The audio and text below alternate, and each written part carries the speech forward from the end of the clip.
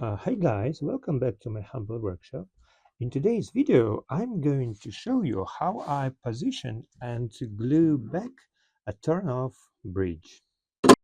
So you have to position your bridge according to 3 dimensions. In this way, in this way, and in this way. So we have a spot where it used to be glued. There were used screws here, but I'm not going to use them now. I think it's a bad idea to put screws in these places. I sealed the holes here and I'm going to position it in a different way now. So since we have an old spot, let's assume that approximately it should be positioned here. And let's make sure that the height is reasonable. Now, in other case, we should replace this bridge with another one that is either higher or lower. So here I put a long ruler. I see that I can show it to you that if you put a saddle maybe 1 millimeter higher than the upper edge of the bridge, the action will be reasonable. I also have to make sure that the bridge won't go much lower when I cut off some pieces and press it. Here we have quite a big gap. I'll have to press it, so it will stick out maybe 2 or 3 millimeters. I mean, the saddle. This is okay. This bridge suits right well. Let's now position the bridge. Let's check this dimension. When it's wrong, you won't be able to tune your guitar. So the scale length should be correct. First, we have to measure the distance from the knot to the 12th fret. 32.5 centimeters. So here it should be 32.5 and plus approximately 2 millimeters.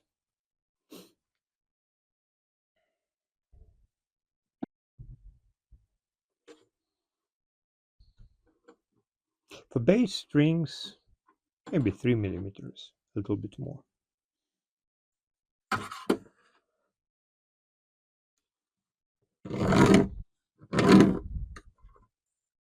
So this is the line where our saddle should be. Let's now take a look at our bridge and measure the distance from the saddle to its edge.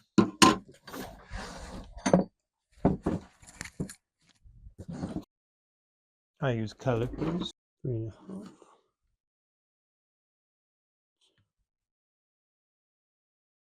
4.5, 3.5.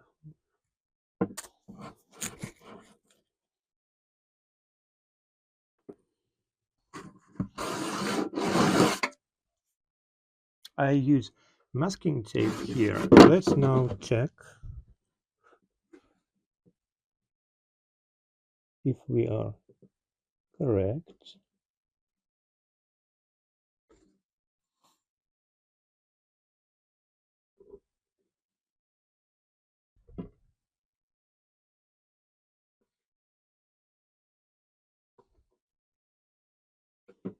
Yeah, exactly.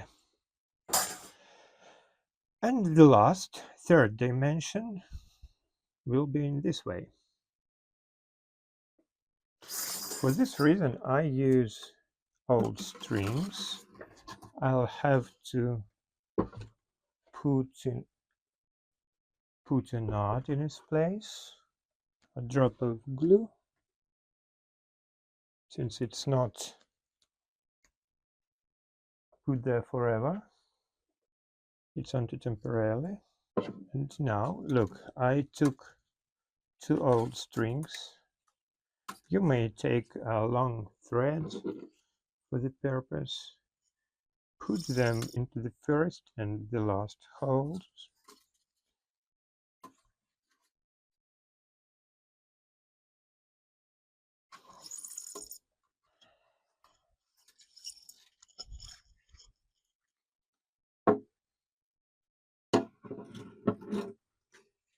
So pull the strings and let's see what is the distance from each string to its corresponding edge of the fretboard. So the first string should be indented a little bit more than the sixth string. We've just placed the bridge into its right position.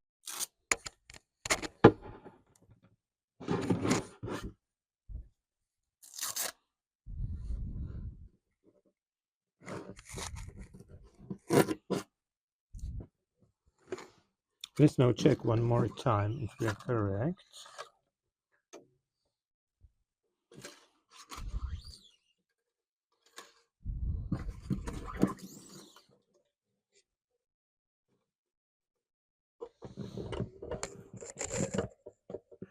Oh, I shifted it a little bit. Let's correct it. It should be here. Mhm.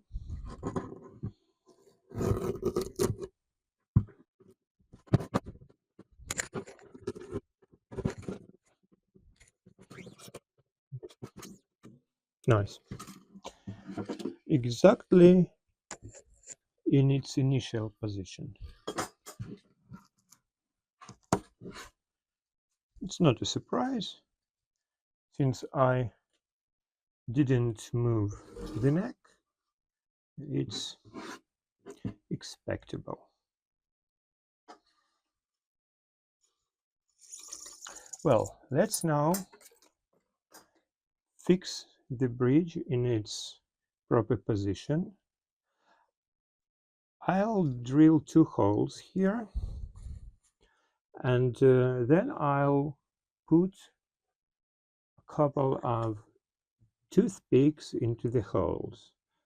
Then I'll drill the holes in the guitar's top and they will define the exact position of our bridge. After that, I will remove my masking tape. I don't want to damage bracing, so I'm now going to check where it is a hole and one finger from the hole. Okay, next one. A hole here, finger from the hole. So I know that bracings are somewhere here and here. So I will shift my holes from the edges a little bit.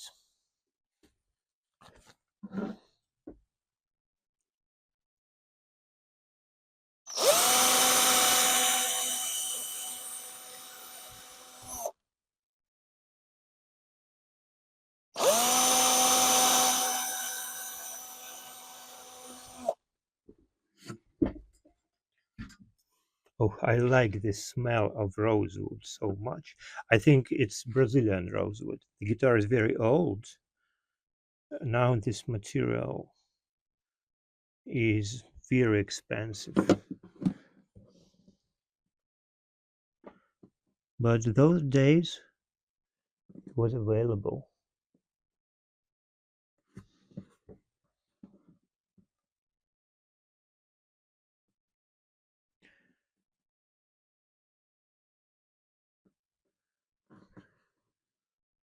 Well,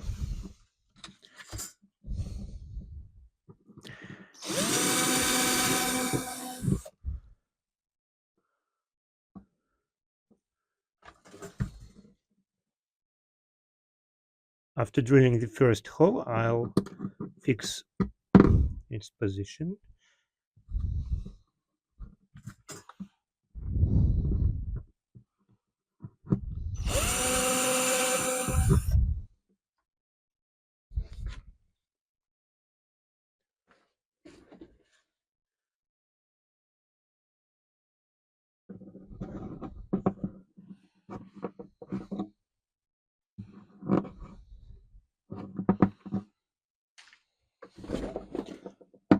So now we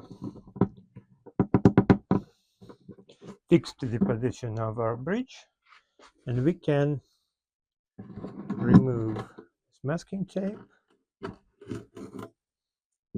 Now what I'm going to do, the old guitar soundboard is warped, and there appeared quite a big gap here. So I'm going to, and in front part as well. So I'm going to file off some material from my bridge.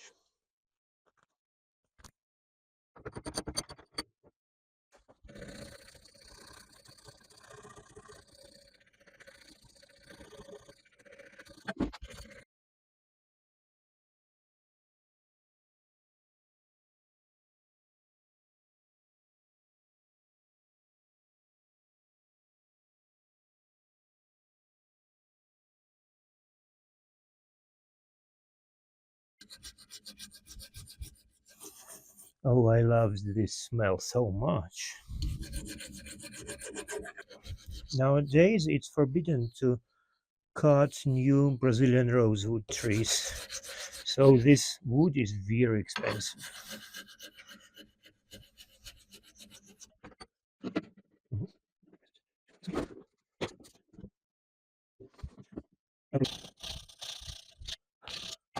The surface is rough here. There are pieces of old glue, so I'll use epoxy resin for this.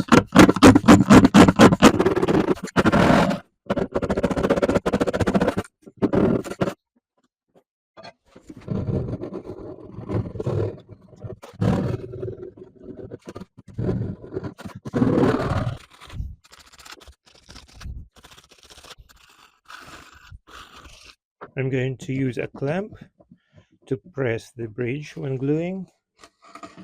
There is a central brace here, so I'll use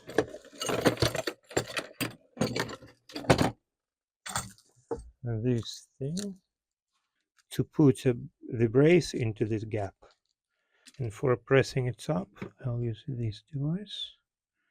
Epoxy glue is essentially a mixture, a blend of two components, resin itself and solidifier. I've prepared a mixture of this already.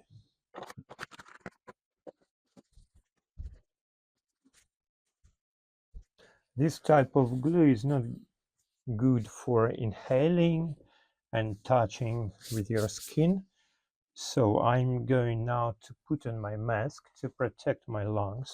From now on, I'm going to go muffled. Can you hear me? Let's spread the glue, trying to cover all the dents. This glue is good for this situation because it doesn't shrink when solidifying. So all the gaps will be filled in with the glue.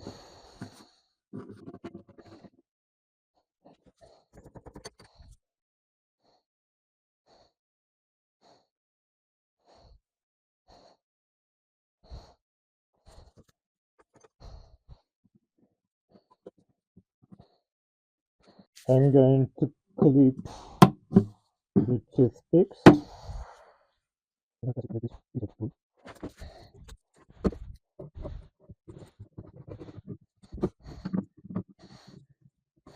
When working with epoxy resin, you don't have to press it very much. I think this is enough. And now to press the wings, I'll use special wedges.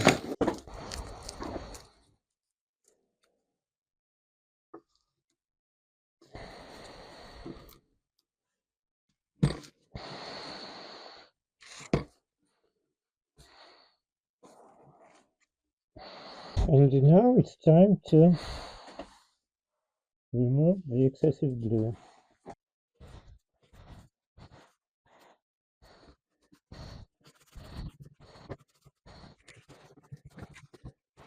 When you use only one clamp, it's easy to do this.